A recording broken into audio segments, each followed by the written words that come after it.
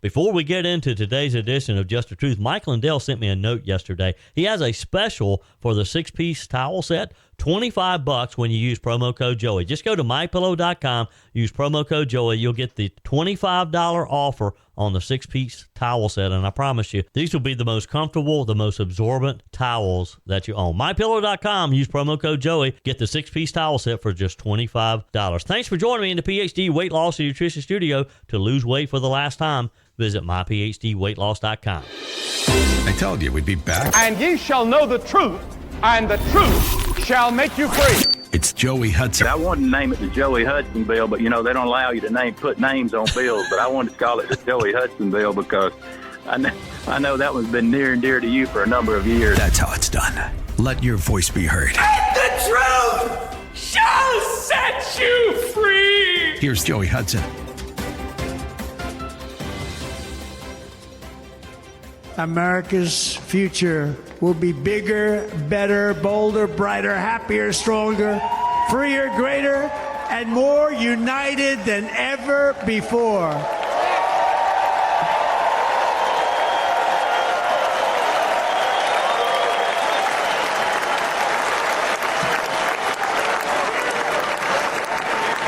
And quite simply put, we will very quickly make America great again.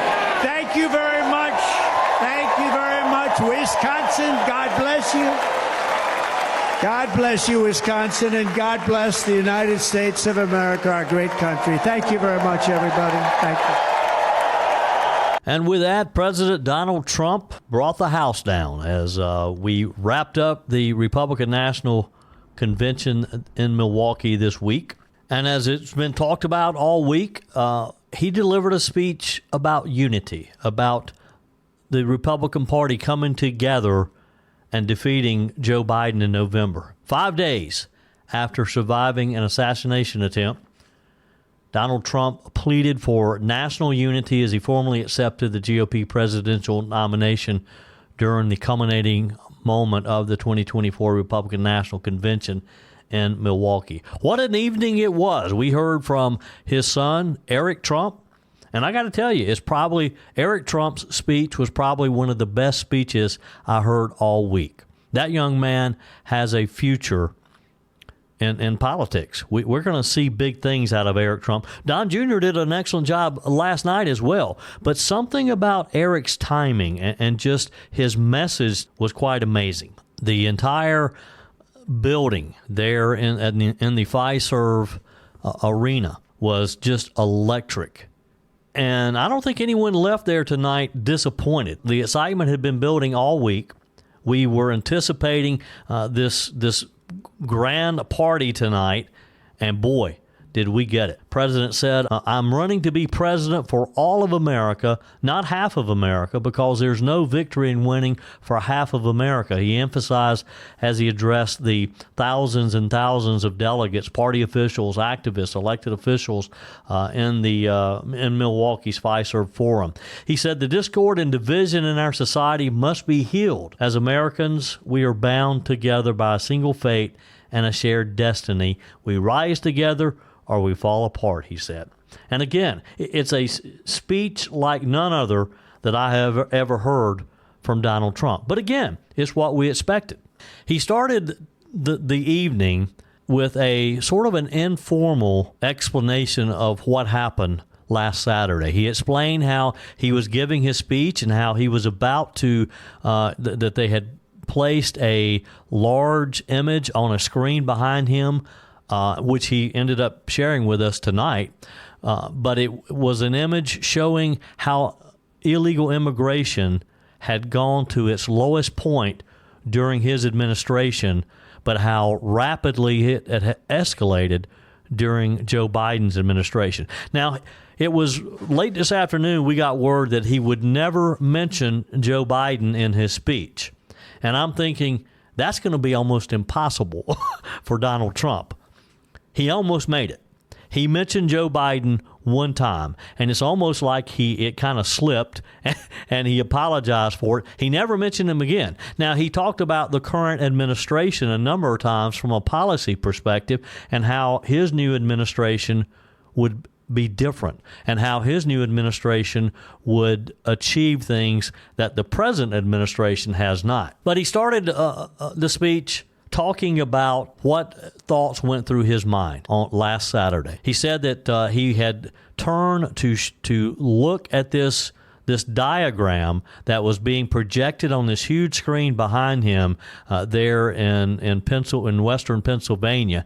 And he said just as he turned to look at that was when he felt and he heard something go by his ear. He said it was terrible pain, and he said he knew that he had been shot. And he said he fell to the ground and immediately grabbed his ear where the pain was with his right hand, and he saw a lot of blood.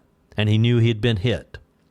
But he also said that he realized, too, that he was okay. And he said his first thoughts were, I've got to let people know that I'm okay because they think I'm dead. And you think about it, he did. He fell behind the podium, and so it was kind of hard there in that initial minute or so as the Secret Service swarmed around him. We didn't know if he was okay or not. We didn't know if it was a hit in the head or what. And that's why he said that he just kept telling himself that he had to get up. And that's why he put his fist in the air and said, fight, fight, fight. It was quite intriguing for me to hear his explanation and his thought process of what was going through his mind at that time. The former president and now official GOP presidential nominee said that so many people have asked him what happened, and he said, I'm gonna tell it one time, and this will be the last time you'll hear me talking about it. And that's when he began recounting the shooting. And he praised the brave Secret Service agents around him. There was no blame there. And in fact, at one point, several times during his speech last night, he mentioned the brave men and women in law enforcement, and particularly the Secret Service. At one point he said, I'm not supposed to be here tonight. I stand before you in this arena only by the grace of Almighty God. Many people say it was a providential moment.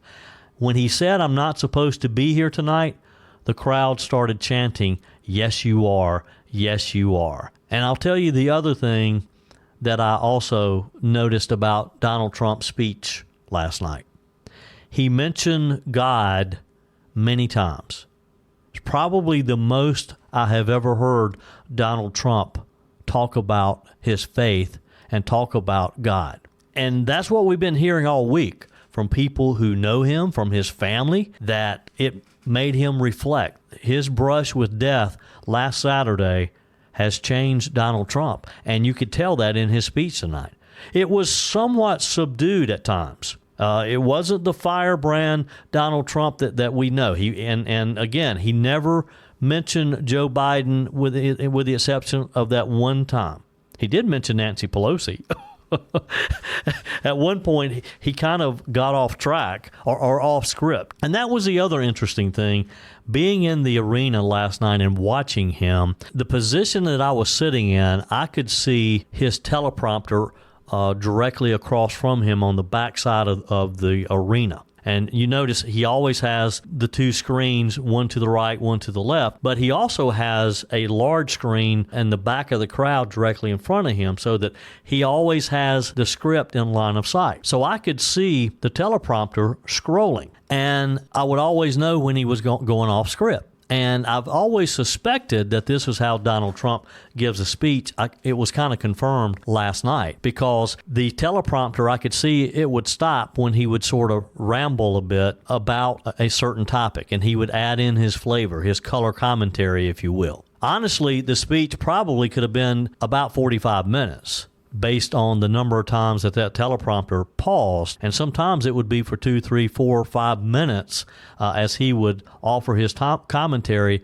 about a particular subject. Then you would see he'd get back on script and it would start scrolling again. He also pointed out or pointed to the helmet. Right as he began his speech, the crew brought a helmet and a firefighter's jacket. And we learned during his speech that it was the helmet and jacket of the firefighter who lost his life. He said that they had raised more than $6 million this week for the Compatore family and the families of the two men who were seriously wounded. He also gave an update on the two men. He said that they are in the hospital healing very nicely. President Trump also took a minute to talk about and to thank former First Lady Melania Trump. She was there last night.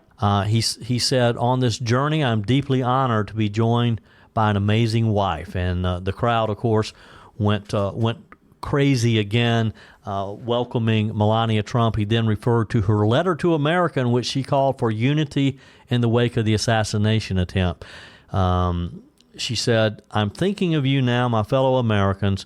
Dawn is here again. Let us reunite now." The former president praised the letter. He said, "Melania, thank you so much. You also did something really beautiful, a letter to America calling for national unity, and it really took the Republican Party by surprise." And he even suggested that maybe it should have been part of the Republican platform. But, of course, as he wrapped up the speech, the best part of these, and I've been to a number of these over the years now, was when the music strikes up and the balloons start falling and people really start celebrating. And again, we had that hope. We had that moment knowing that things are going good for us. And we're headed to November. We're going to meet Joe Biden. More of a final day here in Milwaukee at the Republican National Convention coming up. Soon going to be 4 years ago that I started my journey with PhD weight loss and nutrition. I lost 30 pounds pretty quickly, I might add, and I've been able to maintain that for almost 4 years now. It'll be 4 years coming up in July. If this is the year that you have decided that you're going to get healthy, that you're going to lose that weight, that visceral fat that's so damaging around your waist, then now's the time to start. Let me encourage you to make that call today. 864-252-4925. Set up your initial consultation with PhD Weight Loss and Nutritionist. Boy, am I glad that I met Dr. Ashley Lucas 4 years ago and that she got me on the right path to getting healthy. You're going to be able to do things that you may have thought you'd never be able to do again. Play with the kids, the grandkids, be able to hike and walk and maybe play a full 18-round hole of golf and be able to do it and not get so winded. Because when you take that excess weight off, you're just going to feel better. You're going to be able to focus. You're going to be able to sleep better. Your overall health is just going to be improved. 864-252-4925. Call, set up your initial consultation. Find them online at myphdweightloss.com. PhD Weight Loss and Nutrition, the official partner of the Clemson Tigers. Continuing our final day here in Milwaukee at the Republican National Convention, we witnessed quite an event last night in the Fiserv Forum as President Donald Trump officially accepted the nomination for the third time of the Republican National Committee. And what an evening it was, and we'll get back into some of the highlights there. It's been quite the week. It's been a busy week. It's been a tiring week. long days. I think I'm getting too old for this to a degree. As you know, late nights, getting up, starting early. But boy, what a historic week it has been. And now on to November, on to victory, on to taking our country back. This could have been a very different week, and we've talked about this throughout the week. I've talked to a lot of different people about how this could have been so very different if Donald Trump had just turned his head slightly different not quite a week ago. The more details are coming out on the young man who attempted to assassinate Donald Trump. According to authorities, the FBI they've conducted over 200 interviews. They supposedly have combed through 14,000 images. And with that being said, they still don't have a clear motive behind the attempted assassination of President Donald Trump at his campaign rally in western Pennsylvania last Saturday. It's hard to believe that was just last Saturday. It was not even a week yet. And with all the things that have happened this week, all the wonderful highlights that we've had, seeing the Trump family being reintroduced to Ohio Senator J.D. Vance as the vice presidential candidate, kind of getting an inside glimpse. Quite honestly, I mean, all I knew about J.D. Vance was he was a U.S. senator who had written a book and had a movie written about done about the book, and happened to get elected to the U.S. Senate. But I really love the glimpse inside of the Vance family. As I've enjoyed, I'll tell you one of the highlights this week, in addition to Lee Greenwood just really bringing the house down, starting the week on Monday night, singing God Bless the USA, and then I was able to meet Lee Greenwood. He was our first guest the following morning. But hearing the president's oldest granddaughter, Kai, talking about her grandfather and her competitive spirit on the golf course. Representative Tim Burchett, a Republican from Tennessee who's on the House Oversight Committee, has said that it's BS that federal investigators don't have a motive yet. In a statement that he released, he said, "I'm not buying that they have nothing. I don't have faith in this administration. If they, meaning the Secret Service, don't want conspiracy theories, they have to move quickly and answer tough questions." And he's right, because the more time that elapses, the more time there is for people to say, well, they really don't want to know what happened. This is a conspiracy. Burchett said that they had subpoenaed Secret Service Director Kimberly Cheadle, who, by the way, I do give her credit for showing up at the RNC and talking with members of Congress, but she's got a lot of answers, a lot of questions to answer. She's agreed to comply with the subpoena, we're told. A hearing is scheduled for Monday, July the 22nd. The Oversight Committee said in its X post late last night, Americans demand and deserve answers from Director Cheadle about the attempted assassination of President Trump and the Secret Service's egregious failure. Now, I got to say, obviously there are a lot of Secret Service agents here in Milwaukee. Yesterday, Mike Gallagher and I were headed out of the media center, and someone said, Mike Gallagher. And we look up, and it's a Secret Service agent running over to say hello to Mike. Well, he is from Dallas, Texas, where Mike used to live. He listens to Mike's show still on K-Sky there in the Dallas-Fort Worth area. And he said, and obviously not going to reveal his name, but he said, this is embarrassing to us. And as a longtime agent, he has 20-plus years in the Secret Service. He said, we don't do this type of thing. This is not who we are. So I think we have to remember that the rank-and-file Secret Service agents, they're as embarrassed, and they want answers just like we do. This was just the perfect storm. This young man evidently visited the rally site in Butler, Pennsylvania, at least one time before the Trump rally, according to CBS.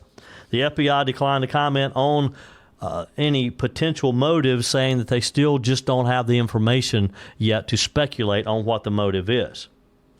Obviously, it's a sad time because of the 50-year-old father of two, former fire chief Corey Compatore, who was killed while shielding his wife, while doing what fathers do, protecting their families.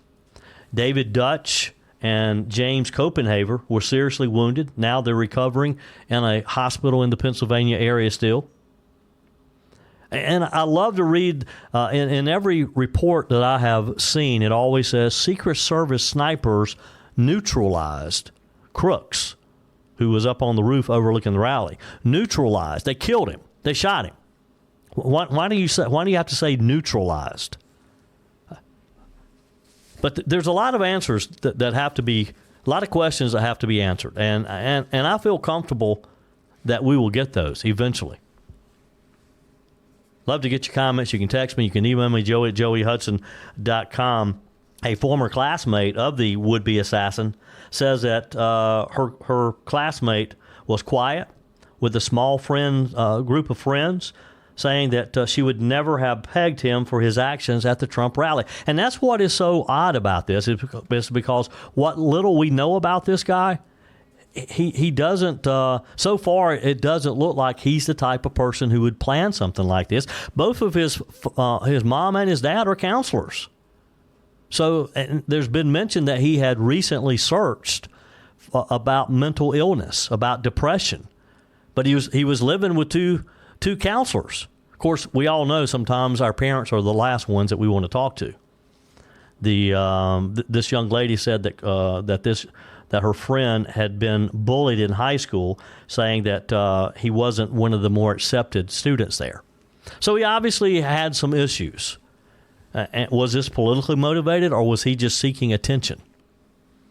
But again, the failure the irony that he was on top of this building with Secret Service agents below, and he was able to get off a shot, not one shot, but multiple shots, killing someone, wounding someone, and almost killing President Donald Trump, is unforgivable. Hope you'll join the conversation today. 864-477-JOEY, 864-477-5639. Send your comments to the Firmin Ford text line. You can leave a quick voice message, and your emails are always welcome, joey@joeyhudson.com. Whether you're replacing a broken appliance or maybe you're just upgrading, you're totally remodeling the kitchen, when it's time to get those new appliances, when you're ready for them, you don't want to have to wait weeks or even months to get started using them, right?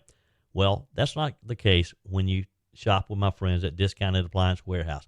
With over 11,000 square feet and 1,500 appliances at any given time, you can buy today and use today quite often. I'm talking about shopping with my friends at Discounted Appliance Warehouse in Pickens. It's worth the short drive over to Pickens. Jeff, Johnny, Kyle, the whole team over there, they'll take good care of you. They have an award-winning service department, expert installation, extended warranties, and at Discounted Appliance Warehouse, they treat you like family. You're more than just a credit card swipe to all the team over there. Discounted Appliance Warehouse, they're proud to offer Speed Queen, the only washer and dryers with manufacturer's warranties that cover parts and labor. You owe it to yourself, if you're looking for a new appliance, to head over to Pickens to Discounted Appliance Warehouse online at dawpickens.com, dawpickens.com. Continuing today's show from the Republican National Convention in Wisconsin, the Supreme Court of the United States judges in a 6-3 decision on June 28 found that the Biden administration's DOJ exercised tyrannical overreach using part of the Sarbanes-Oxley Act in prosecuting and sentencing 350 American citizens. Of course, we know them as the J6ers for the January 6, 2021 events at the U.S. Capitol. Ed Tarpley has played a key role in this decision, and he's sitting here with me today. Welcome, Ed. Thank you for what you do. Thank you, Joe. It's a pleasure to be here today with you, and it's just been a great week here in Milwaukee, and I'm honored to be on your show. Isn't it great just to be in a city, and of course we're scattered out throughout downtown Milwaukee with just literally thousands of patriots? It's been one of the greatest things I've ever experienced, just the idea that you can meet people from all across the nation, from coast to coast, different people from different states, talking about President Trump, people that believe the same things that you do, that share the same values. It's an amazing experience. Yeah. Before we get into some of the details, give me the 30,000-foot view of this recent decision by the Supreme Court and an issue that you have put a lot of time in, worked hard on. Well, the Fisher versus United States, the decision was made on June 28th, so it's just about 3 weeks ago now. Chief Justice John Roberts wrote the majority opinion. The vote was 6-3. And what the decision said was basically that the Department of Justice overreached in its application of federal law that they applied to the January 6 defendants. They took a statute that was intended for evidence destruction and the spoliation of evidence, and they expanded the reach of it to encompass legitimate First Amendment protected activity. And so they rebuked the Department of Justice and said, no, your interpretation of the law is wrong. You have misapplied this statute to these people, and we're reversing these convictions and we're sending the case back down to the lower courts. Yeah. And the Biden's Department of Justice response has been? very confusing at this point. Yes. They have not said that they're going to abide by the Supreme Court decision. We have about 350 people that were convicted of obstructing an official proceeding. That's how they described the charge, obstructing an official proceeding. And so many of these people have served time in prison and have been released, and there are others that are still in prison, like my client, Stuart Rhodes. He's still in prison. And then there are other people that are waiting to be sentenced on the charge, and some that are still being prosecuted on the charge. So in any event, right now there's a good bit of confusion about what the Department of Justice is going to do. They have requested additional time to respond to motions that have been filed in cases asking for the Department of Justice to either release the defendants or to grant them a resentencing hearing or to give them some relief as a result of this case. So right now it's up in the air. We don't know exactly what the Department of Justice is going to do. You know, it's hard to believe, Ed, and with me today, Ed Tarpley, that someone, and you mentioned your client, that in the United States of America, he could be held. How long has it been now? Well, Stewart has been in jail for probably 3 years. 3 years. He was sentenced to 18 years in prison, federal prison, for seditious conspiracy, a statute that hadn't even been prosecuted in decades, and for obstructing an official proceeding, the charge that the Supreme Court just reversed, the conviction that was just reversed, and also tampering with evidence. He was acquitted of 2 other charges. So he was sentenced to 18 years at that time. That was the longest sentence anybody had received. And what they essentially said that Stewart was engaged in seditious conspiracy, that he was conspiring to oppose the government, to essentially overthrow the government, which, as we know, nothing could be further from the truth. Sure. And Stuart Rhodes, by the way, never entered the Capitol. He never committed any act of violence, and he never committed an act of vandalism. All he did was speak. So essentially, they convicted him for his words. Wow. So where did he speak? He spoke. And how did they find out what he had said? Well, he spoke at rallies. He spoke on the internet. He spoke in chat rooms, Signal chat rooms, and that sort of thing. But essentially, what they did, the Department of Justice created this false narrative that these people were all banding together to come to Washington to stop the transfer of power from the Republicans to the Democrats, and to essentially shut down Congress certifying the electoral votes. And that's just not true. That's simply not true. The Oath Keepers did not do that. And so what they did, what did they do? Well, Stuart Rhodes said that we should oppose Biden.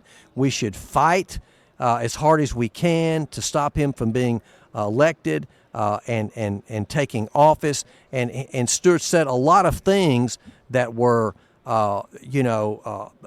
bombastic and full of rhetoric and something that someone may say, well, this guy is like saying things that are over the top. Well, it's not against the First Amendment to say things that are over the top. Yeah. It's not against to say things that are bombastic. And so in any event, what they essentially did is they used his words against him.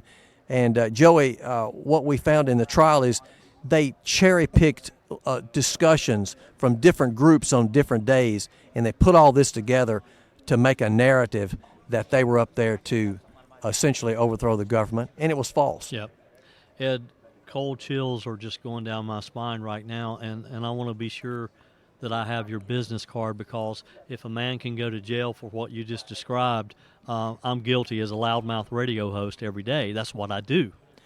That's exactly right. In other words, the irony of the conviction of Stuart Rhodes is the fact that Chuck Schumer and Nancy Pelosi have said things that are over the top, said things that are language that you could consider to be incendiary, language that was urging supporters to fight, oppose a political position or a candidate.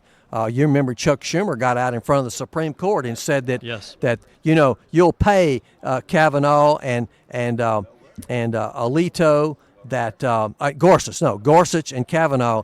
He said you will reap the whirlwind. That's what he said. Remember when Chuck Schumer did that? Okay. And Maxine Waters, I mean, Maxine Waters has said all kinds of things. Yes. And so for them to convict Stuart Rhodes for the language he used in opposing Joe Biden and the incoming Biden administration is ridiculous. It was a violation of his First Amendment freedom of speech. You know, there's a case called the Bradenburg decision, which talks about the incitement to violence and what you have to do that. And clearly, under the Bradenburg case, he did not commit that.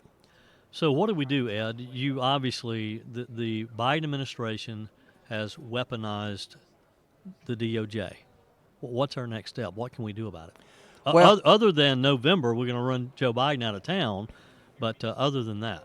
I think ultimately what has to happen is a change of administration because the leadership of the Department of Justice needs to be cleaned out. I mean, Merrick Garland, the Attorney General, Lisa Monaco, the Deputy Attorney General, and all the others that are in the leadership positions, they decided to use this statute against the January 6th defendants. And why did they do that? They did that so they could crush them.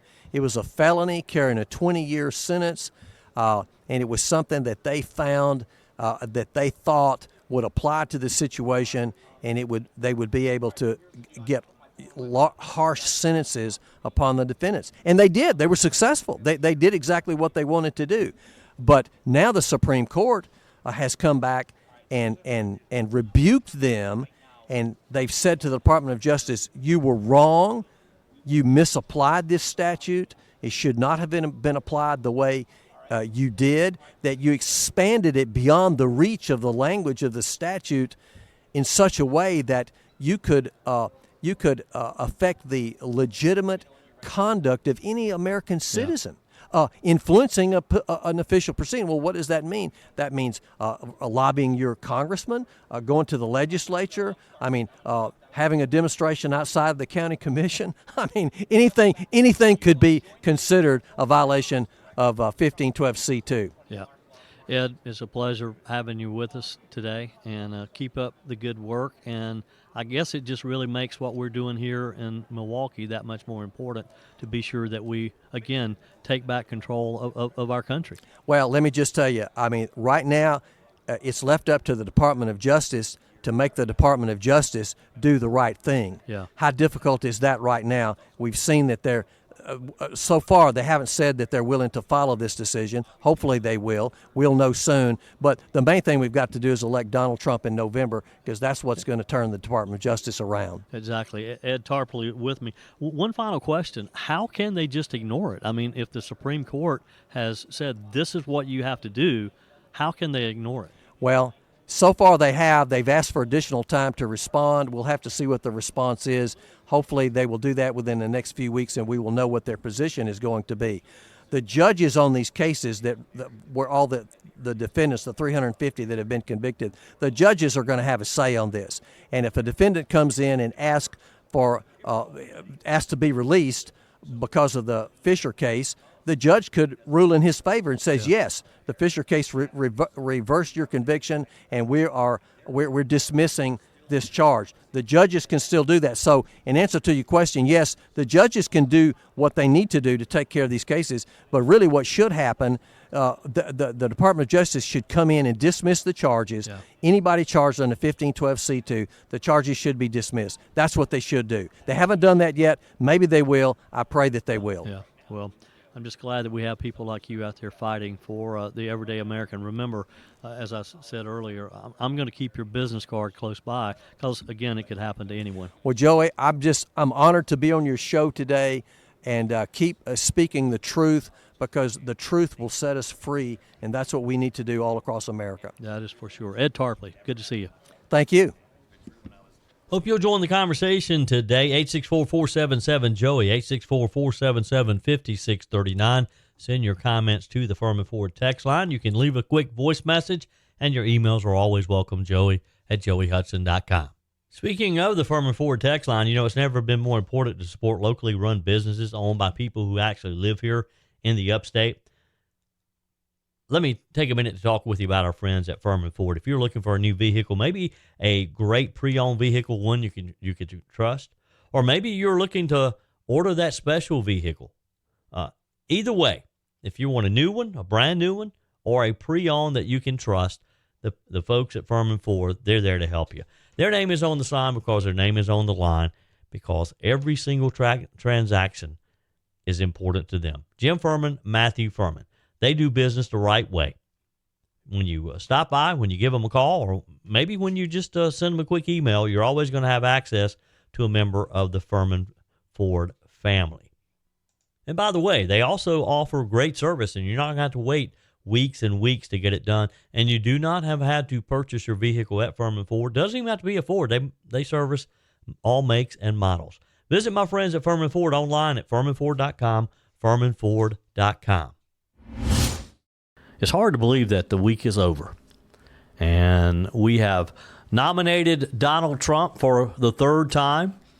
And now we are united for victory in November. It's been a wonderful week, a fast week. Appreciate you joining me throughout the week. So the big question now as we head towards November, we've nominated our candidate here in Milwaukee. Who's the opposition? Whose name is beside Donald Trump's name on the November 5th general election? Is it Joe Biden? Does Joe Biden survive? Just last week, Biden was insistent that he would remain on the ticket. Now, fresh off of a positive COVID test, things aren't looking so good. There's a lot of questions being asked among Democrats.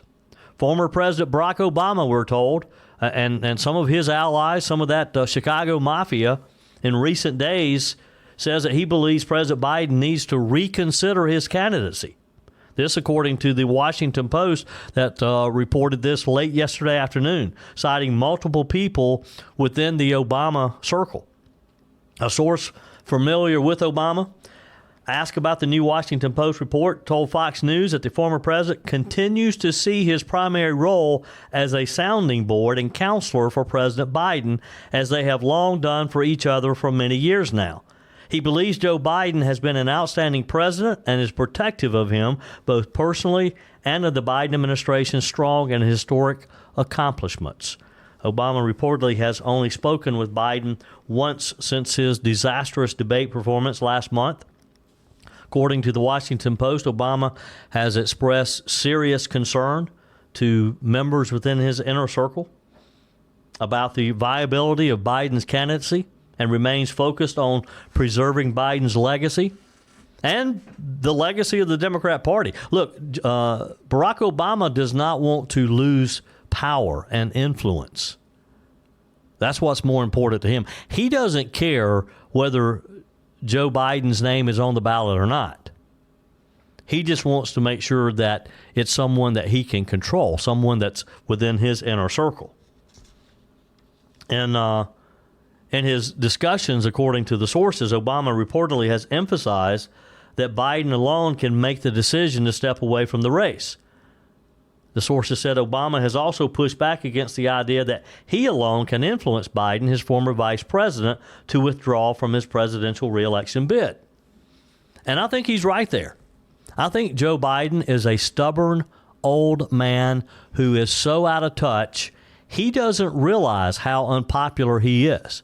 There's no way you could travel around the country the way Joe Biden has over these past few months and talk about his policies in such a proud way, not understand that the country is hurting, not understand that people have lost confidence in you, that Bidenomics is really not working, not from the bottom up or the middle out or whatever it is he says.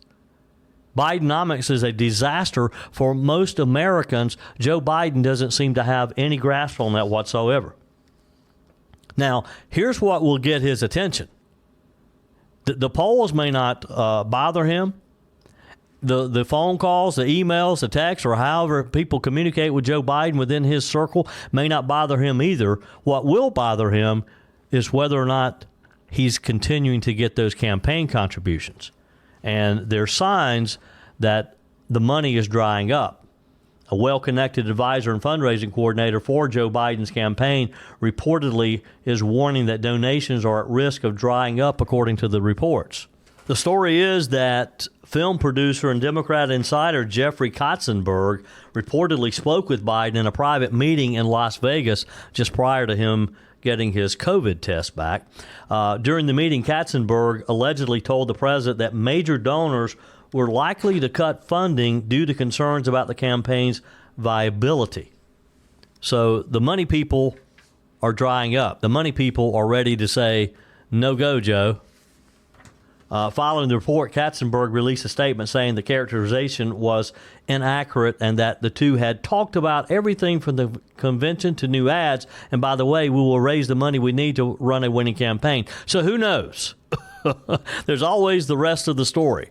I got a feeling that the reality is the money is drying up, because who wants to sink their money into a sinking ship? And that's what the Biden campaign is. However, a Biden campaign official took to X yesterday, pushing back against an Axios report, citing unnamed top Democrats who believe the president could drop out as soon as this weekend. And T.J. Ducklow, a senior advisor for the Biden campaign, wrote on X, quote, Joe Biden is his party's nominee. He's the president of the United States. He's running for re-election. Baseless conjecture from anonymous sources isn't a scoop. Tonight, a convicted felon will talk about how he'll make people's lives worse if he gains power. Less focus. They love to throw in that convicted felon when referencing Donald Trump. Biden has publicly insisted, of course, he will not drop out. Several top Democrats, though, told Axios that they believe the president has privately conceded to poll numbers and growing pressure from party congressional leaders, including Chucky Schumer now, close friends, and a lot of key donors, insisting that he can't win in November. Why put yourself through it, and why lose this for the party? All the drama, of course, is dividing the Biden Democrat machine. President Biden's allies reportedly retaliated against Representative Hillary Scholten, a first-term Democrat from Michigan, after she called for him to step away from his re-election bid. She is one of a growing list of congressional members of Congress who have done this because they see their campaigns going down the tube as well. Scholten flipped a traditionally red seat in 2022, was removed from a coordinated effort between the Biden campaign and the state Democrat Party to elect candidates up and down the ticket last week, according to Politico, citing 4 people who are familiar with this situation. The Congresswoman was kicked out shortly after she called for Joe Biden to drop out. They're playing hardball. The decision to exclude Scholten came from the state Democrat Party, again, according to Politico. And then you have MSNBC's Joe Scarborough, who blasted Joe Biden's inner circle yesterday, urging those close to the 81-year-old president to step up and help him do the right thing. And I'm assuming Joe means Joe Scarborough, that is, means don't run. That's it for today's edition of Just the Truth. Thanks for joining me in the PhD Weight Loss and Nutrition Studio. To lose weight for the last time, visit myphdweightloss.com. If you haven't joined our mailing list yet, visit my website, joeyhudson.com. Just click on the Connect with Joey button so that you can receive our emails and the most up-to-date news. Also, find me on YouTube. Be sure and like, subscribe, follow me on my YouTube channel. Just search for Joey Hudson. Appreciate you spending a few minutes of your day with me. Be sure and forward this edition of Just the Truth to some friends. Just click on the share button. Send it to a few of your contacts, because if we're going to build our community and if we're going to win in November, we got to build an army of conservatives. The way we beat Joe Biden is through educating people, and no better way than encouraging them to listen to Just the Truth. Hey, keep those comments coming via the Firmin Ford text line, 864-477-JOEY, 864-477-5639. Your emails always welcome as well. Joey@joeyhudson.com. Don't forget to take advantage of the MyPillow special, $25 for the My Towels 6-piece towel set when you use promo code Joey. Just go to MyPillow.com. Always use promo code Joey. We're back again tomorrow. Hope you will be too. Remember, God's got this. He's still in control.